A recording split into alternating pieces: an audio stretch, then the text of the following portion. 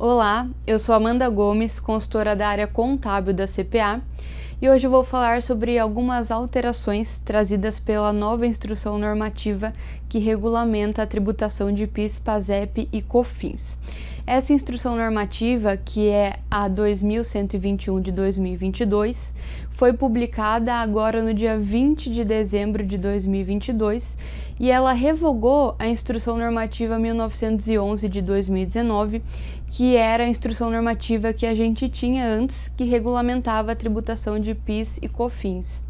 Essa instrução nova, ela trouxe algumas alterações na tributação de PIS e COFINS, mas a maioria das coisas, ou muitas coisas, se mantiveram da mesma forma, porque a instrução normativa, ela serve para regulamentar aquilo que já está determinado em uma lei.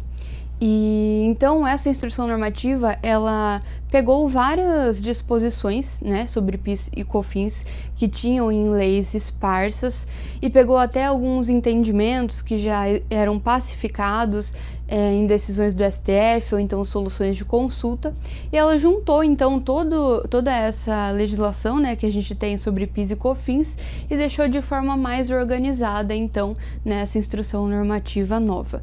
E ela pode até esclarecer alguns pontos que na legislação eram um pouco obscuros, e então ela organizou e esclareceu algumas coisas. E dentre as principais alterações, tem algumas que afetam a regra geral de PIS e COFINS, que são as que eu vou destacar agora. Então, a primeira alteração que a gente tem é quanto à exclusão do ICMS na base de cálculo de PIS e COFINS. Até então, a gente tinha uma decisão do STF com repercussão geral que definia que o ICMS próprio e destacado na nota fiscal não fazia parte da base de cálculo de PIS e COFINS, então ele deveria ser excluído da base de cálculo de PIS e COFINS. E até então a gente tinha essa decisão do STF. Essa decisão já estava pacificada, os contribuintes já poderiam aplicar isso na prática, mas a gente não tinha nenhuma disposição em legislação, nenhuma lei, nenhuma instrução normativa que trazia isso no seu texto. E então, nessa instrução normativa nova, foi colocado essa disposição da exclusão do ICMS na base de cálculo de PIS e COFINS. Então, assim, em relação à decisão do STF que a gente tinha, o texto dessa nova instrução normativa não mudou nada. Então, continuou a mesma coisa.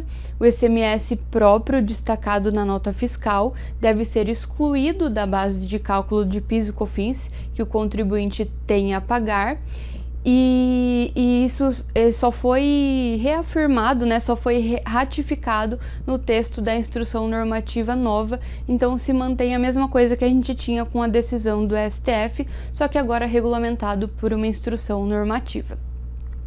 Bom, o segundo ponto, só para frisar, essa inserção da exclusão do ICMS da base de PIS e COFINS foi incluída, então, no artigo 26, inciso 12 da Instrução Normativa 2121, que é a nova Instrução Normativa.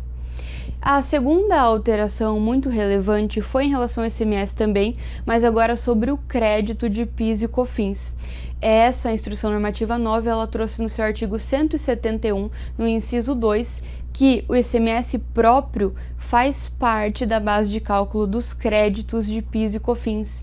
Então, ele inclui o ICMS na base dos créditos. Desde 2019, com a instrução normativa antiga, que era 1911 de 2019, a gente não tinha nenhuma previsão legal que autorizava incluir esse ICMS na base de cálculo dos créditos. Então, preventivamente, o mais seguro a se fazer era excluir o ICMS próprio no cálculo dos créditos de PIS e COFINS. Então, se excluía o ICMS para calcular os créditos. Mas agora, com essa instrução normativa nova, trazendo expressamente e tendo essa previsão legal que o ICMS ele dá direito a crédito de PIS e COFINS, então agora o contribuinte que está no regime não cumulativo das contribuições, ele não precisa excluir ICMS para calcular os seus créditos, ele pode tomar crédito inclusive do valor do ICMS. Então essa é a segunda alteração muito importante que essa instrução normativa trouxe para a gente. E a terceira e última que eu vou destacar aqui em relação aos créditos também, mas agora sobre o IPI. No seu artigo, na instrução normativa anterior, que era 1911 de 2019, a gente tinha no artigo 167 que o IPI ele só dava direito a crédito quando ele era não recuperável. Então, podia se tomar crédito também do valor do IPI quando não recuperável. Agora, na instrução normativa nova, no seu artigo 170, ela está prevendo que o IPI não gera direito a crédito. E ela não faz mais essa ressalva do IPI recuperável e não recuperável. Então agora, independente se ele é recuperável ou não, o IPI não gera direito a crédito de PIS e COFINS. Então um contribuinte no regime não cumulativo, quando ele for calcular os seus créditos, ele tem que fazer a exclusão do valor de IPI. Então esse foi nosso assunto de hoje. Muito obrigada e até o próximo vídeo.